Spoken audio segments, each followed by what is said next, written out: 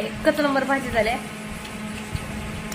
बटाट्याची भाजी, आपला फोडणीचा पिवळा भात, भाकर आणि आता शेंगदाण्याची चटणी वाटले, कारण माझ्या नवऱ्याला शेंगदाण्याची चटणी खाऊ वाटत होती.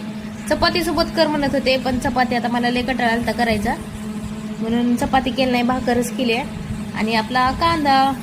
तास 10 वाजले जेवण करायला, कारण आम्हाला घरी यायला 8 वाजले होते. त्याच्यातून पाणी सुटलं, पाणी भरलं आणि गॅसची मेन म्हणजे गॅसची एकच शिगडी चालू आहे. एकाच शिगडीवर स्वयंपाक करायला वेळ जाते, टाइम जाते. त्याच्यामुळे 2च भाकरी करायची असतात आम्हाला, जास्त नाही. म्हणजे एक भाकर फुल मोठी आणि एक छोटं बोनर जरी केलं तर बस होते.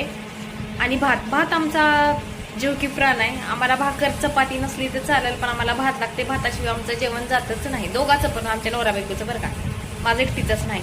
मग आता बटाट्याची भाजी भात केलाय. आता 10 वाजले. जेवणाच्या अगोदरच झोप येईल माहिती आहे का, इतकं हिवायलंय. तर आता जेवण करून घेते.